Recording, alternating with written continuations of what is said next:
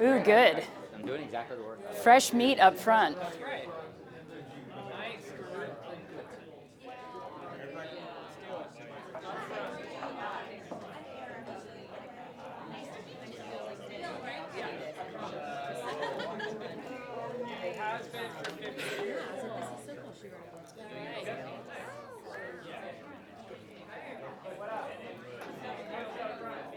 Let's get lit.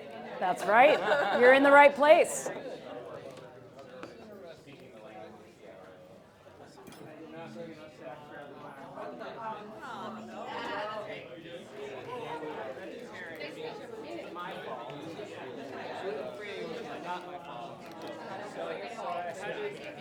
Salad today. Oh, there's No, not really. Well, no. there was a broccoli and mushroom rice thing. There was Yeah, but it wasn't gluten free. You're gluten-free too? Oh, I'm like, is everybody gluten-free? I am, yes. I do my best. She's on it for her health. I'm on it so my intestines don't melt down. So Oh, My body doesn't You're like not wheat. fit. Yeah. Well, my husband has an allergy. He's celiac, so so it's just yeah, it's easier. Yeah. And then I feel bloated. says it has 15 grams of protein in it, whether I believe it or not. no, it's a good amount of protein. It is. They're great. See? Thanks.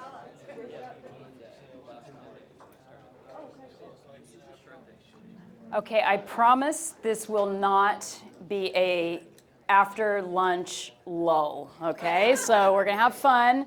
Everyone get a good lunch? Everyone get some coffee, re-energized? All right, great couple of days? Yeah. Very exciting. Well, I appreciate you guys jumping in and checking out my session. We're gonna jump right into it. You guys ready? Yeah. All right, I love the energy. 70 Yes, please. billion dollars. It's all for you. It's all for you. $70 billion. That's how much companies spend in the US every year on what? Who said, somebody said technology. I heard software. That's probably more. What? Did I hear? Talent. Yell it out because I'm like deaf. Talent? Nope. SaaS subscriptions. Nope. Process. Nope. Training. Who said training? Okay, I'm going to try to do this well. There you go. Whoop, too high. Wait, here we go. Here's another one. Here we go. There you go. It's soft. It's soft. It's soft. All right. Training. Yes. $70 billion on training. It's crazy, right? And that's sales training. That's an average of $1,500 per salesperson in your organization. Think about that. That's more than any other function in your organization. This is according to a study by the Harvard Business Review. So it's a couple years old too, so it's probably even more now. Now, thanks to the forgetting curve, your salespeople are going to forget 90% of that, right? So, anyone have training budgets? Anybody? Anyone have budgets? Okay.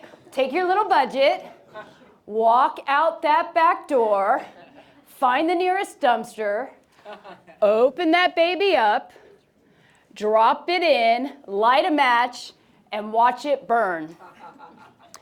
Because that's where your money is going to go. You guys feel me? Yeah. We have a lot of programs, a lot of trainings, and I want you guys to follow me on the story. I'll tell you a little story. You're going to imagine this. Picture yourself in the story, okay? Now, your company, it's been 2 quarters in a row, not quite hitting the numbers. They're not going in the right direction. Now, what is this, October? Everybody's, if you're on a calendar fiscal year, everybody's worrying about that last quarter, finishing the year strong. A lot of us are doing budget planning. And you got invited to the sales meeting. Your CRO was like, hey, enablement leader, you can come to my meeting. So you know this meeting, this is coming up on Monday morning. Anyone go to those Monday morning sales meetings? Anybody get invited to them? Hopefully you're getting invited to them. Okay. So maybe you're in an office. Anyone work in an office still? Yes? Okay. So you're like walking down the hall. Oh, man, I better get another cup of coffee before I go into this meeting because this is going to be dreadful. Maybe, ladies, you're on Zoom. You're like, I could get my face going. I touch up the appearance on my Zoom. Guys, you're like, do I have my pants on? All your buttons done. You check your buttons. And then, here he comes, your CRO. He's like Alec Baldwin and Glengarry Glen Ross. You're second place, you get a set of steak knives. You're fired, right? So this guy, he's ranting on, and he's going off about the numbers. Some of you that are not in my generation may not have gotten that reference, but that's okay. You can look it up.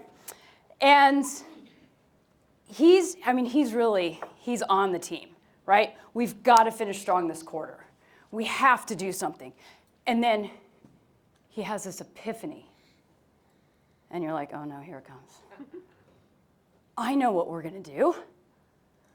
We're going to do sales training. Yay, we're going to do a new sales training methodology. And guess what? You are going to be responsible for rolling it out. Anyone been there? New sales training? Woo! That's going to solve our problems, right? So then we're all charged with rolling this thing out and making it work. See that little ice cream cone? I've been in sales for a very long time. I've been doing this over 20 years. I've rolled out my fair share of trainings. I've put in successful ones. I've sat in training programs. I've been through challenger sales, spin selling, you name it. I've probably done that. Probably didn't pay attention when I was a salesperson. And what do salespeople do when they hear, oh, we're going to do a new training or a new methodology? We're going to launch it at our SKO. What do? Oh, it's the flavor of the week, right? It's not going to stick. They're going to forget all about it in 30 days. We don't have to worry about this. And it's frustrating, right? It's frustrating because you put all of that effort into it, all that planning. Like, how much planning goes into these things, right? And you pay all the money, right? I've contracted with a lot of these amazing training companies, and they give a great delivery in person, and they give you some great tools, and you write a lot of big checks with that training budget, but it becomes the flavor of the week, and people forget about it, no matter how hard we try. And so I mentioned that, I've put together some of these programs that have worked, some fully, I'm just going to be transparent, not worked at all, like not worked. And there's a recipe to it. So I started thinking, and as I've gone through different roles in my career and tried to implement new things, it's really change management, right? So you're trying to change human behavior. You're trying to get people to do things that are against the status quo. And we have methodology, we have process, and we have technology. So those are three key ingredients that we need to really figure out to make a recipe for success.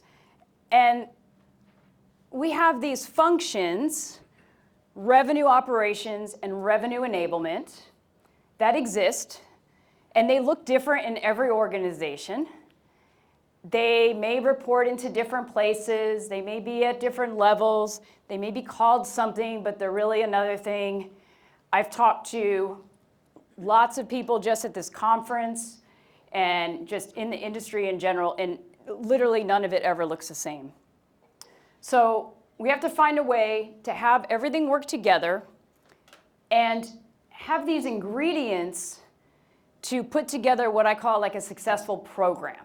So you're rolling out a program. And now I forget things. Maybe it's the forgetting curve. Maybe it's my sales DNA or whatever. So I had to create something that I could remember, and I hope you'll find helpful to remember. It's a framework. And so you guys want to hear about this framework? You want to hear what it is? Yeah, sure. Okay. So what I'm going to need you to do is everyone stand up. I need you to stand up. And let's go. We're going to get lit. Let's do it. Oh, come on. Yeah. All right. I see your best. Come on. I got to see your best dance. Let's do it. Oh, all right. We got to get some clapping going. There we go. Woo! All right. I love it. I love it. I love it. Oh, yeah. He's got it going. Yes. Yes. All right. Woo! All right. You guys can sit down now. I love it. I love it. I love it. Okay. Okay. Yes, yes. Okay, so lit. That's the framework. You can get lit later. Totally fine with me. I'll be going to the airport, and it's an acronym, okay? So it stands for line it up. So line it up, that's your process. That is the customer journey map, the steps in your process, each stage, what happens. So if you roll out a methodology, where are they supposed to use it? You want them to guess? So methodology has to meet your process. You have to line it up. And this is literally the timing. When do you say the thing? When do you do the thing? Where can you find the thing? So line it up. And I'm going to get into a little bit more detail into customer journey map and why I think that's so critical. And I always say you can't implement technology without a process. How can you implement methodology without a process? They all have to work together. It's critical.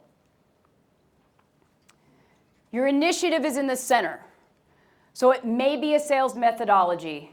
It may be a new product launch, a new program that you're working on, an incentive, a new tool, something.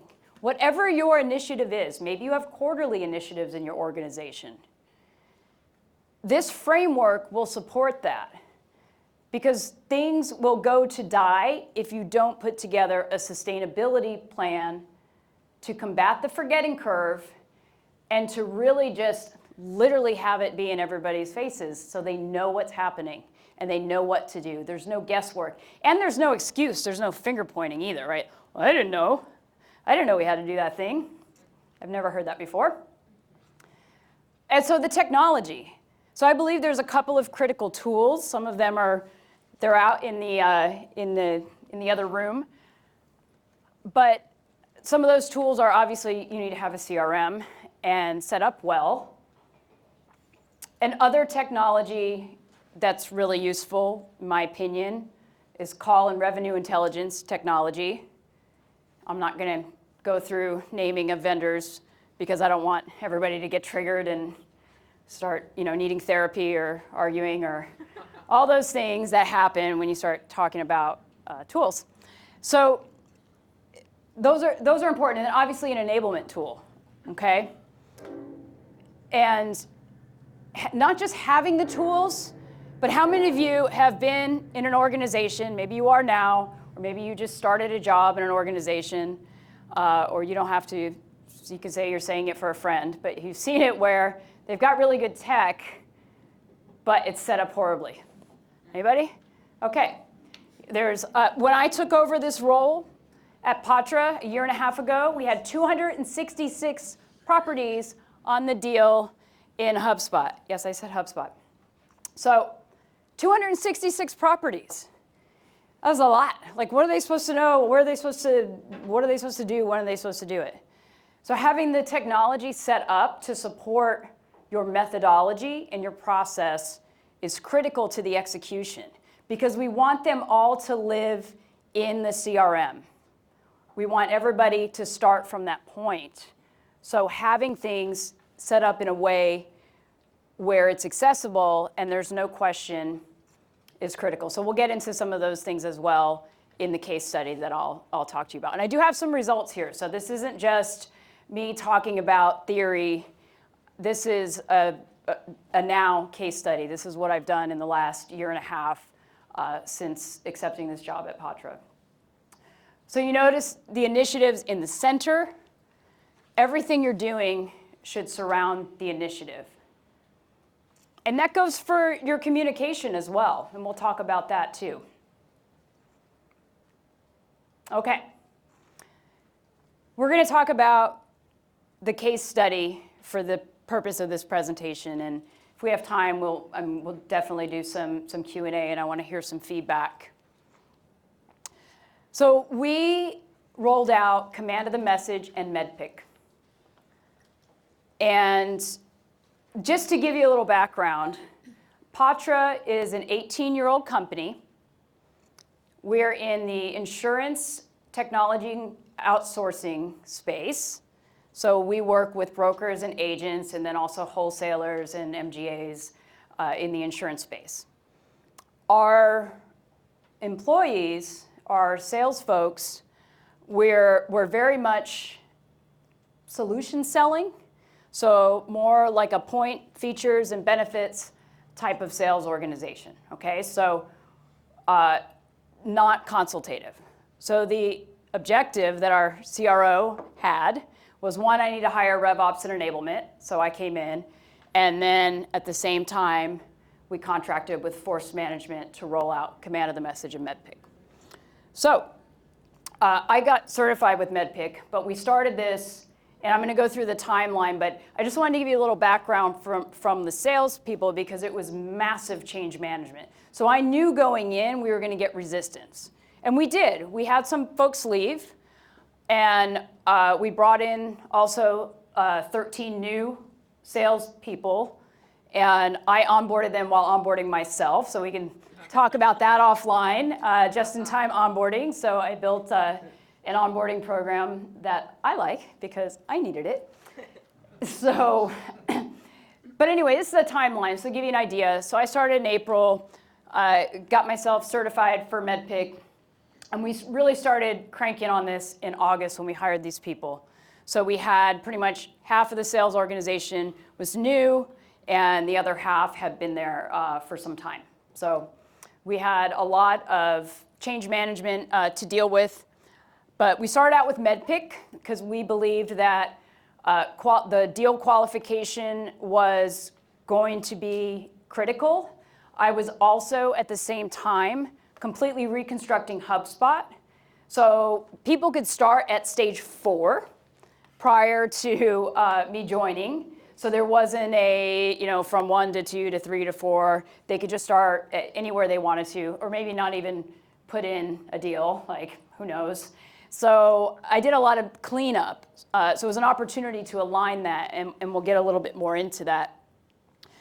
But you can see this is something that's ongoing, right? So it wasn't a, hey, we're just going to roll this out. We're going to do a training at RKO, because we did do a kickoff at RKO. But we started with MEDPIC, and we started getting them kind of familiar with some of the material. We had some communications that went out, some webinars. We got them access to some of the tools just to make it sound not scary, right? And then we got together as a leadership team and we built out the playbook and marketing aligned materials.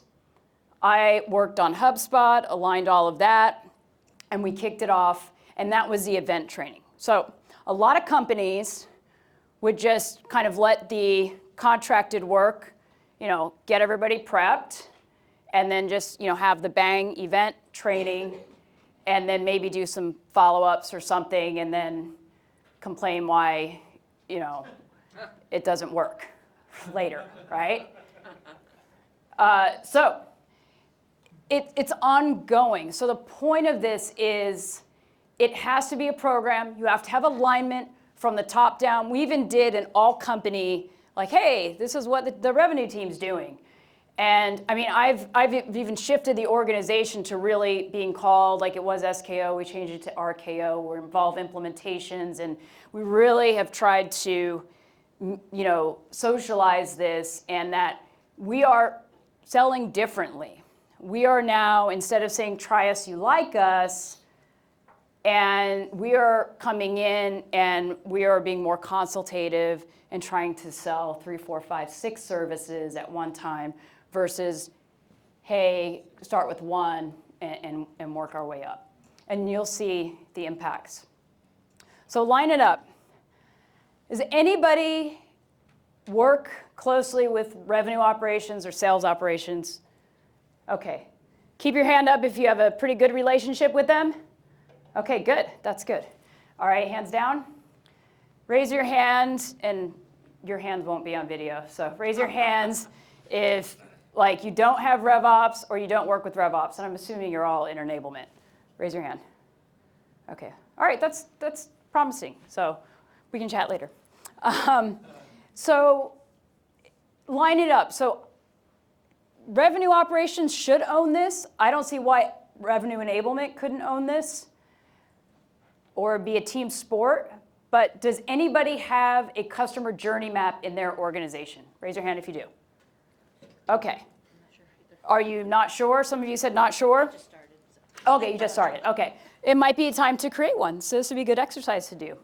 So that's what I did when I started. And I've done this in every organization that I've worked in this type of a role. And this is just my ugly spreadsheet. But it starts with your customer journey, whatever that is.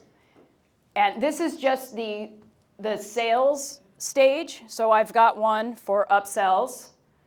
I've got one for our implementations process, so the stages of implementations after it leaves sales. So there's like a whole bunch of tabs on this spreadsheet. I know, super fancy. And it goes like way down, okay? So I've got every possible role that could touch a deal.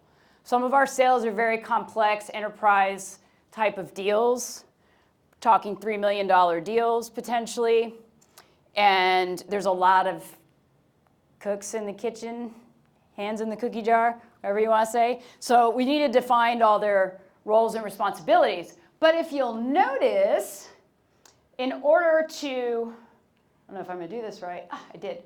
In order to create a deal, which, by the way, before there was no criteria, you need an identified pain. And guess what? The things in this are required in the CRM, okay? So I was very careful to say what is the exit criteria. So to leave MQL status, they need to have a completed introductory call, fits the criteria, schedule a discovery call with the contact, and have identified pain. Then they can create a deal, okay? But the identified pain is MedPIC, so they're seeing that there. They've learned about it. They know what to ask the questions because of command of the message to understand the pains. Now they create a deal. So you can see here, now we have the economic buyer and the champion required, because in order to be qualified, so in our world from 1 to 2, that means the deal is qualified. You can never go backwards from 1 to 2. From 2 to 4, you might be able to go back and forth because shit changes, right? People get fired, they have new roles, new decision maker comes out of the blue, or a procurement person that you're like, where'd they come from? And so you could go between 2 and 4. You can never unqualify a deal. That just doesn't sound right to me. So the point here of all of this is they're seeing it in the process stock. So this is also part of our playbook. They're seeing it in HubSpot, which is our CRM. And we talk about it. And I'll get to how that works as well. Now, this isn't a one and done. So this took me a couple of months to do it. I learned a lot. So if you are new in role, it's just a great way to learn. You learn all kinds of stuff. It's a great way to meet people because you can ask them, well, how do you do this? What tools do you use?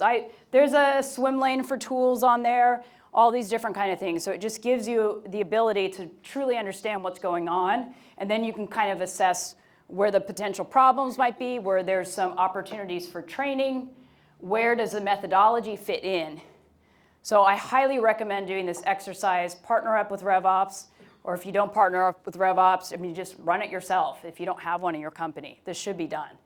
And even if it goes outside, most of this stuff doesn't even roll up to our CRO, like our implementations and then ongoing expansion and things like that. But I work with everybody, and I own this document, and I run the process to update it and work together. So questions about this before I move on to the next? Go ahead.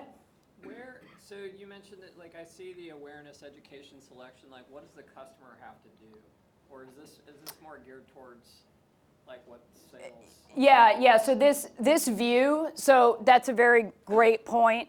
So building this out from the customer perspective. So that's just the beginning of it. Okay. So we've been focused more on.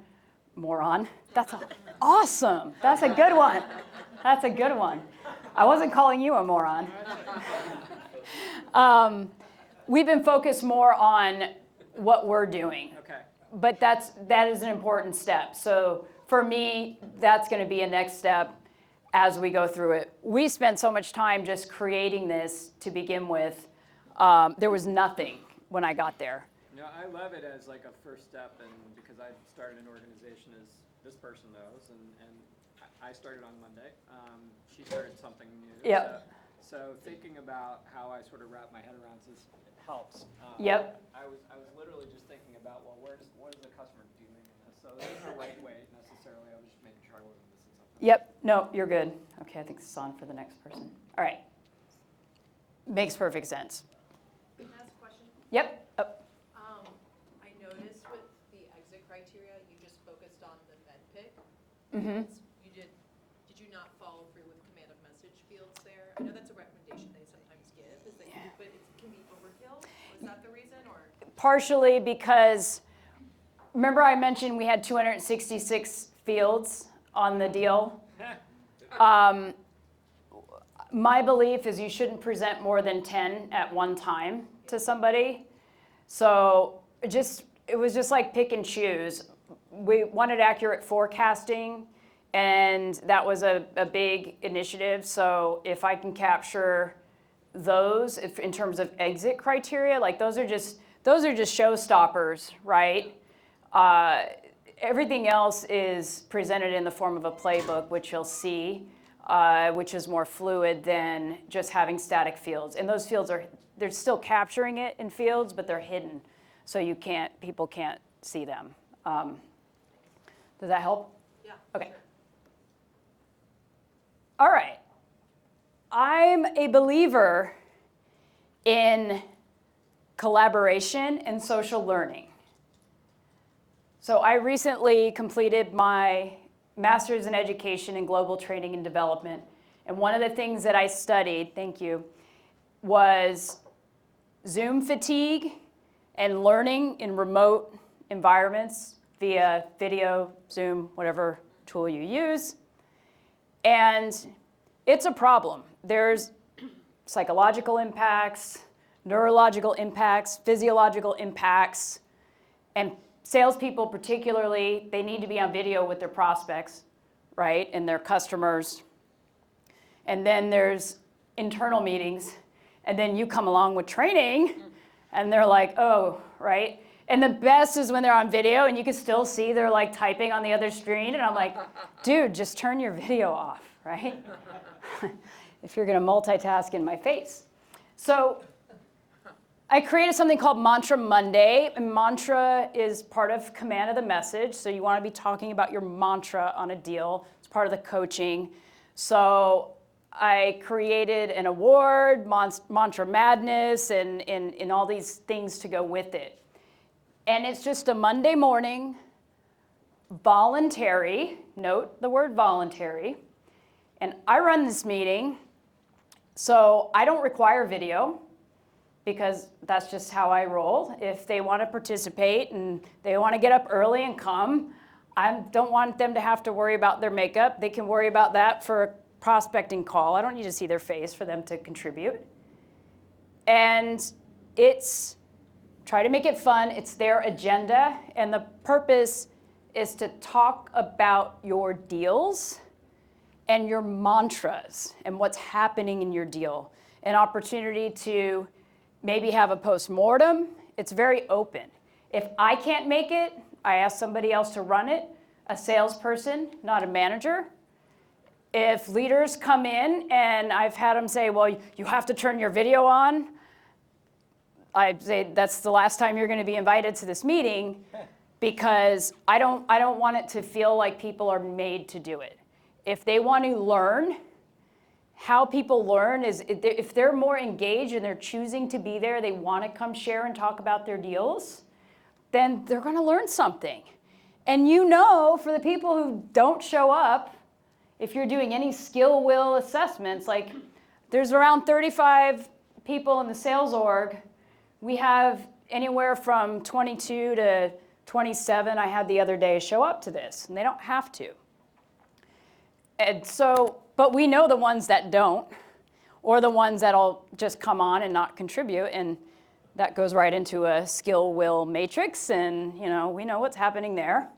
It gives you an idea too of who wants to contribute, who wants to be leaders, and who's getting this stuff, and they're really talking about understanding the concepts. So we started doing that in February. We've done it pretty much every Monday, unless like it's a holiday or everybody's literally gone. But even when I'm traveling, I have somebody else host it. It's been a lot of fun, and it's been great to just see people contribute. And then I just pick people.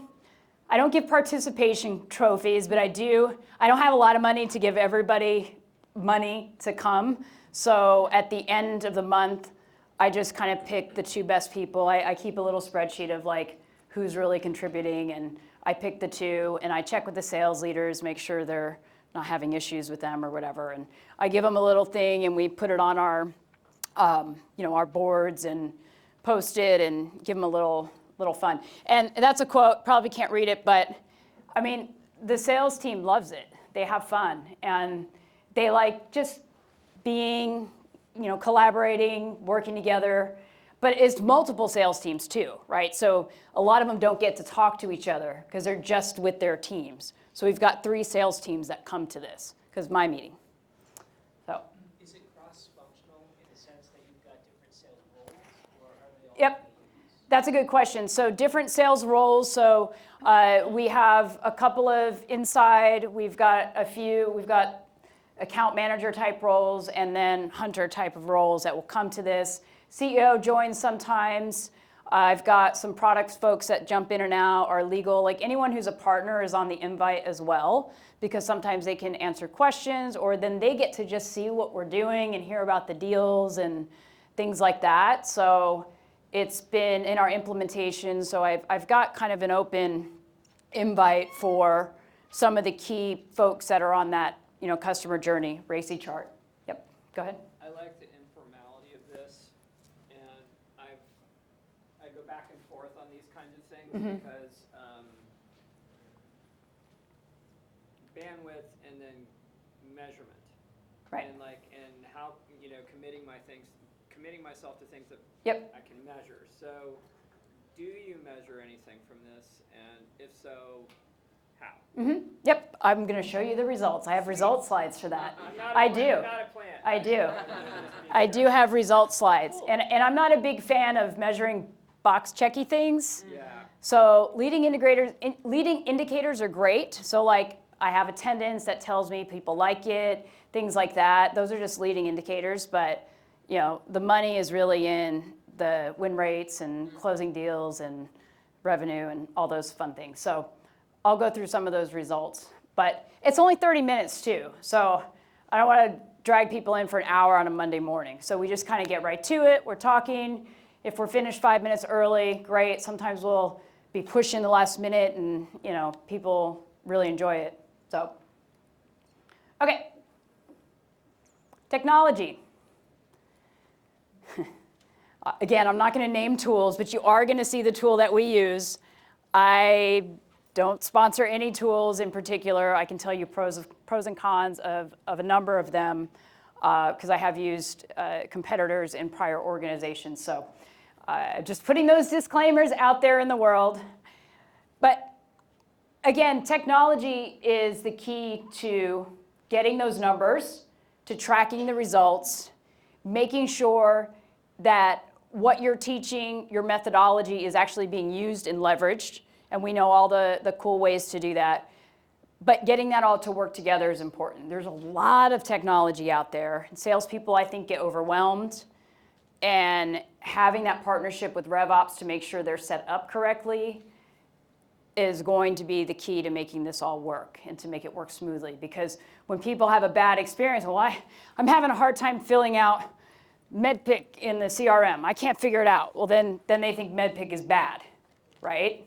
So it's their overall experience. Just like our customers' experience, what is your internal users' experience when they're working through this? When they pull up their CRM? How are they, if it takes a minute to spit something out, like that's too long, like that's deal breaker. Like it shouldn't be thinking, it should just spit out a result. So you have to think of those things with your internal users because they hate it, right? I mean, have you ever met anybody, any role, a salesperson, an AE, SDR, or even customer success that's using some sort of a CRM that loves it? Has anybody met somebody like that? Please tell me if they love it. In fact, HubSpot did a study that salespeople, they spend, how much time do you believe actually selling? Who can tell me? What's a good guess? How much? 18, 10? Okay, all right, you guys probably read who said the low numbers? It's like 30, but I need to throw more balls out because I'm not taking them back. Here you go. Are you ready? Let's see if that was a better throw. These, I need to get different ones. They bounce too much. Here, I'll just put some on the tables. There we go. Okay.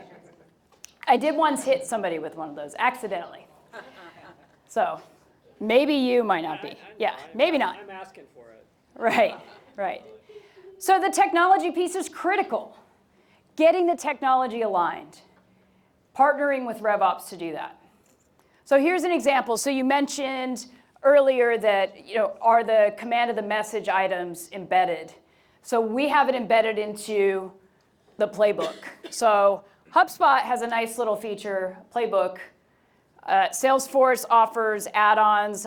Prior world, I used Quip. I think there's other things that are like that you can accomplish the same thing. But it's great because it's a fluid document. It's our entire value framework. So rather than them finding it in some enablement, filling out something, and I have all of the questions in there. They can write their own questions. And we're trying to evolve it as they're using it, right? So get feedback on it. How is it working for them? But those are all fields as well. Most of them are. But they're not all, you can't see them all in the deal. So it's not this big mess of stuff that they have to fish through. So they can just pull up this one playbook, and as they're prepping for their meeting or as these things evolve, because depending on whatever your methodology is, it's not like a one, unless it depends on your selling motion, but for us, it's more of an enterprise sale, so this is going to evolve over a number of discovery calls. So it's not going to be completely filled out after one. So we have criteria, deal has to be a certain size, a certain stage, and we expect to see these playbooks. We're not requiring it for every single person because or for every single deal, because that just doesn't, it becomes this, again, check box exercise. I want them to spend the time on the deals that they're focused on. I don't want them worried about, well, I only have five of my 7 deals have this on it. I don't care about that stuff. I want them to have meaningful conversations and meaningful work and applying the methodologies to the deal, not worrying about checking some stupid box. So, and the sales leaders, they don't always like that because they want to, some sales leaders might want to like, well, everybody has to do all the things and they have to check all these things, and blah, blah, blah, blah, blah, blah. And it's like, you know, you have to put yourself in their shoes. I was a salesperson. We didn't have all this stuff. I kind of wish we did. I sold Yellow Pages advertising back in the day, and there was enough I had to do then without having to worry about checking a bunch of boxes in a system so somebody could check on me. So I have a lot of empathy for that, for salespeople, in that 33 or 36% of their time is what they're spending selling. We want to make that easier, such as presenting something like a playbook. And if we're telling them, hey, we're a command of the message organization, then we sure as hell better have it everywhere they are.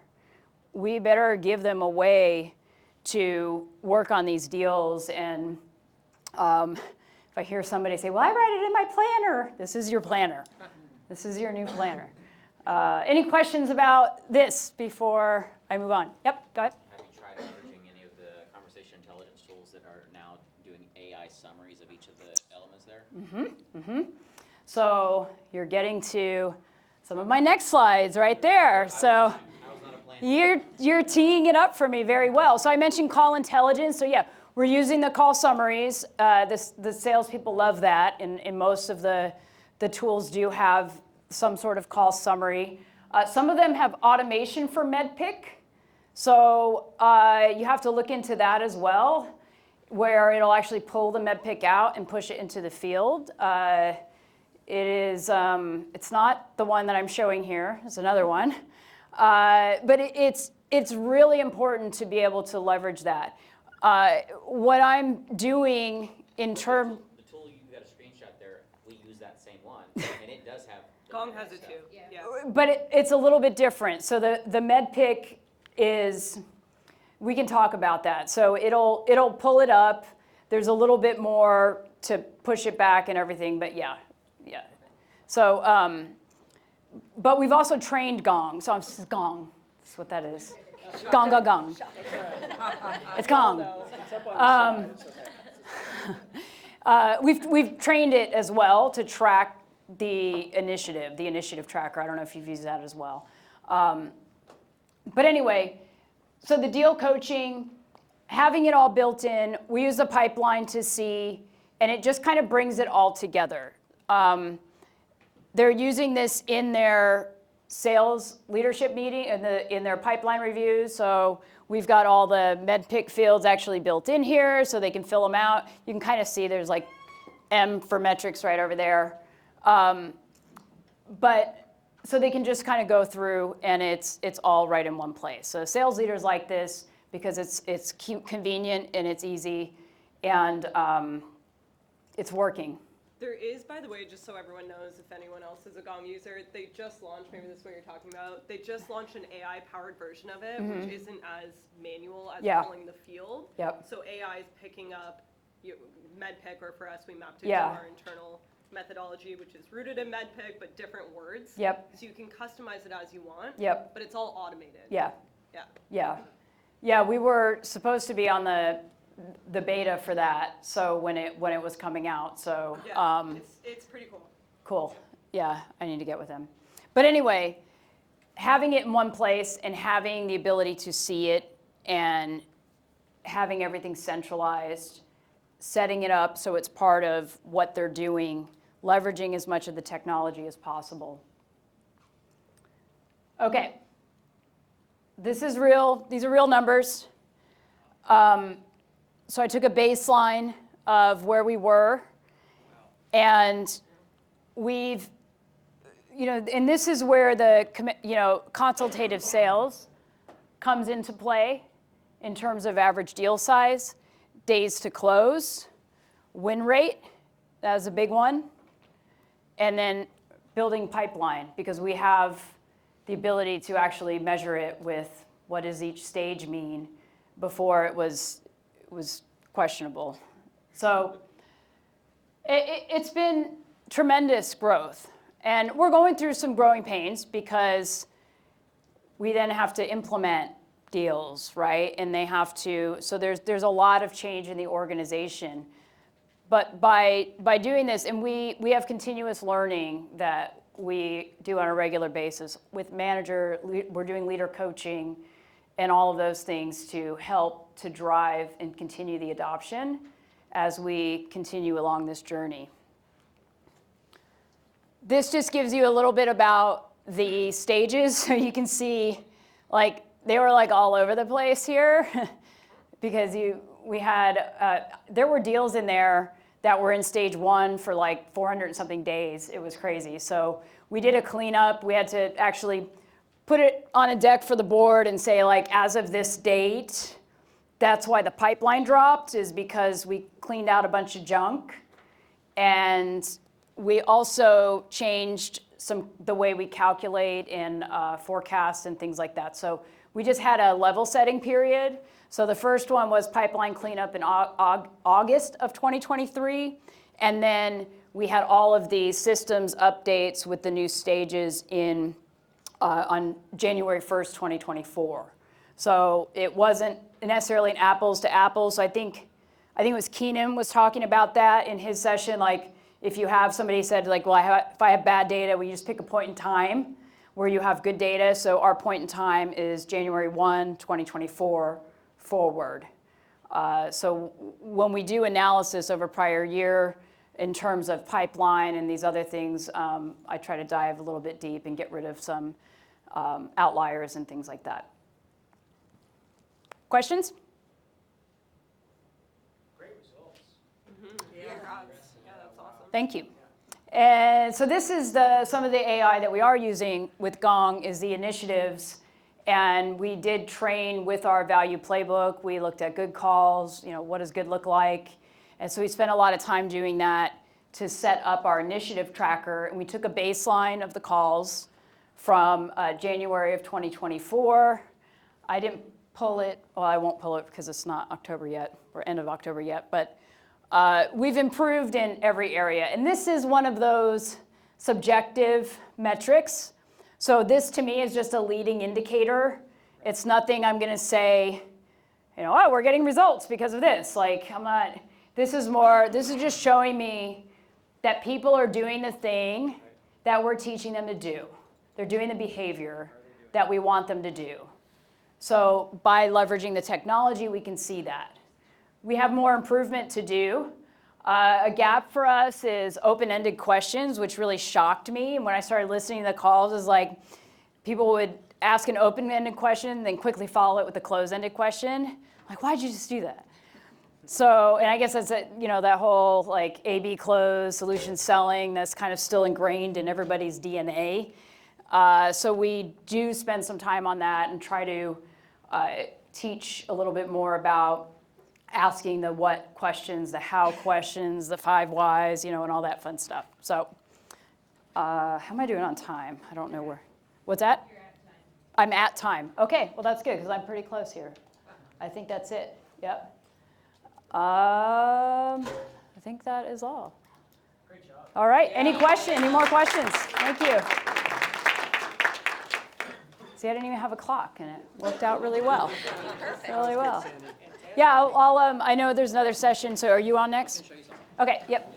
This is their default. Oh, that's the new one, yep. Medic